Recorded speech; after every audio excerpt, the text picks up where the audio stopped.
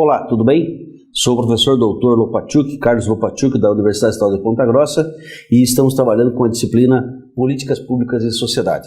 Hoje trabalharemos com o módulo 2, mais especificamente a unidade 2, que trata do mercado e Estado, o público e o privado na regulação da vida social. Essa disciplina é por demais importante e transcorrerá do dia 9 até o dia 23. Nós vamos ver que Estado e mercado se contrapõem, se ajudam, se mobilizam e chegam ao mesmo fim, mas precisam estar afinados. Como é que nós trabalharemos a disciplina? Neste módulo, nós vamos trabalhar especialmente com esta unidade, porém, vários são os slides. Esses slides estão dentro da disciplina. Nós vamos ver apenas os principais e, se houver dúvidas, poderão ser tiradas na webconferência. A nossa disciplina Políticas Públicas e Sociedade é do curso de Bacharelado em Administração Pública e ela se encerra no dia 24 de novembro. As políticas públicas, nós chegamos a uma fase muito importante, onde nós vamos ver a definição das políticas públicas, o que ela caracteriza, as suas principais aplicações e habilidades. Nós temos que distinguir as questões público e privado, e para isso nós vamos trabalhar inicialmente com um grande conceito. Podemos definir as políticas públicas como as ações tomadas pelo governo e que devem, de forma direta ou indireta através das delegações, atingir as esferas e os interesses de todos. As políticas públicas são artifícios criados pelo Estado e atualizados na época contemporânea para dar conta das relações próprias da ordem social e política.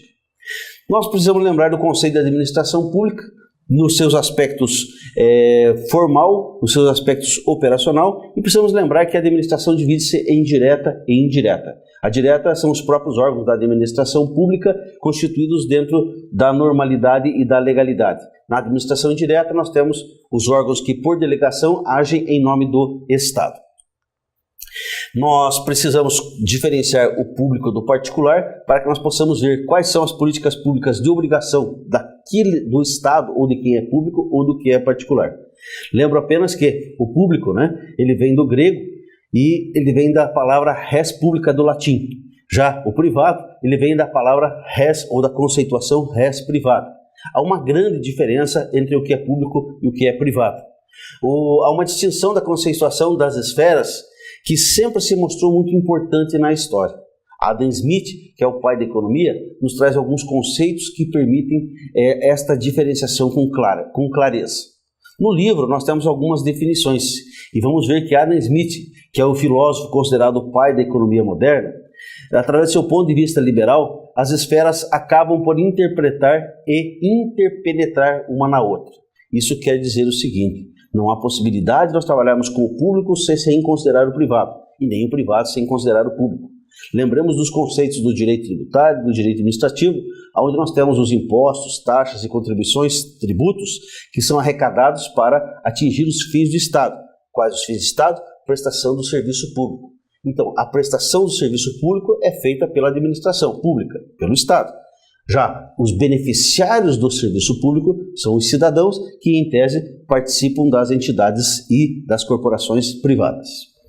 De maneira geral, nós podemos afirmar que a separação entre a esfera pública e privada é uma marca distinta das sociedades capitalistas e democráticas.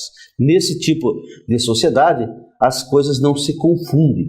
Ao contrário, desta separação decorrem as diferenciações relevantes no interior de cada sociedade, como a existente entre o direito público e o direito privado, entre o Estado e a sociedade civil, entre os poderes do Estado e os direitos do cidadão.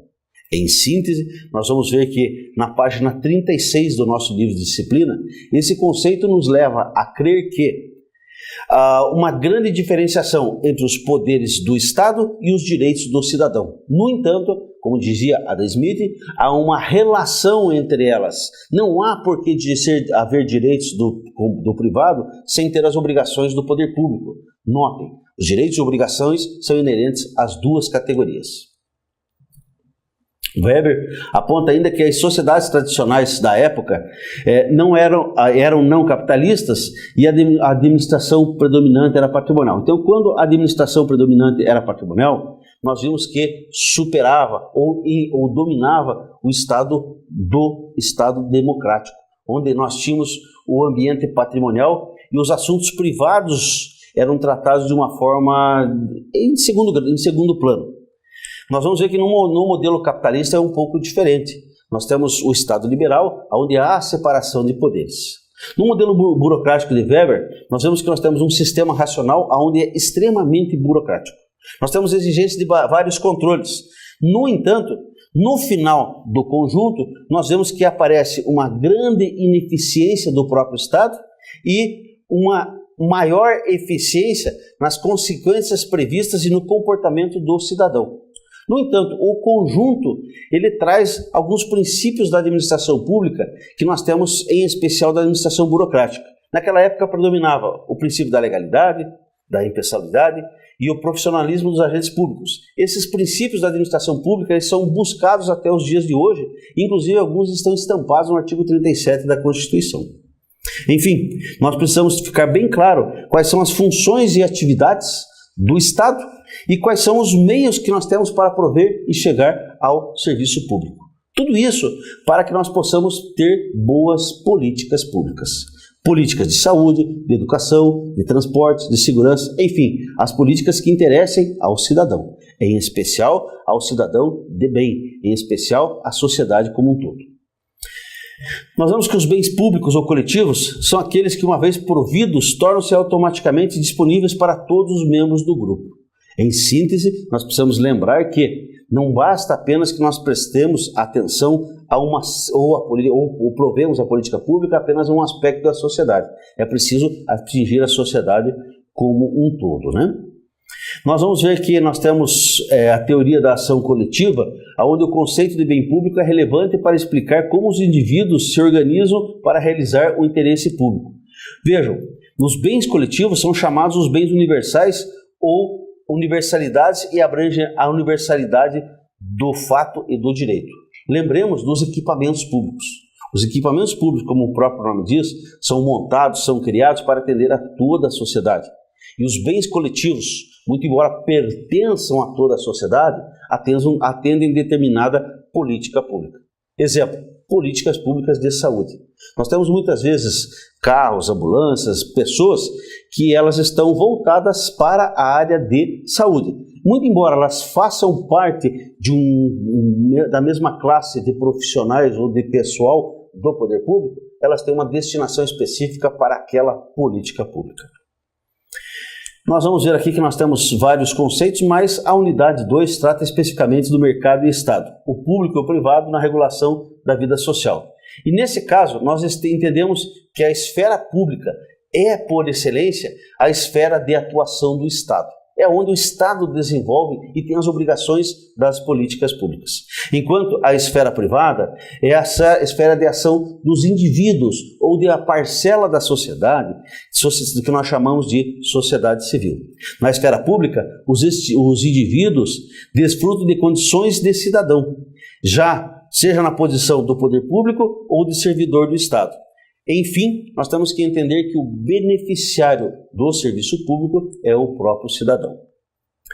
Em resumo, nós podemos dizer que o mercado e o Estado se complementam. O mercado e o Estado fazem parte de um único conjunto. E, neste caso, é preciso haver a regulação da vida social. Assim encerramos a unidade 2 e passaremos na sequência às demais. Bons estudos, até a próxima.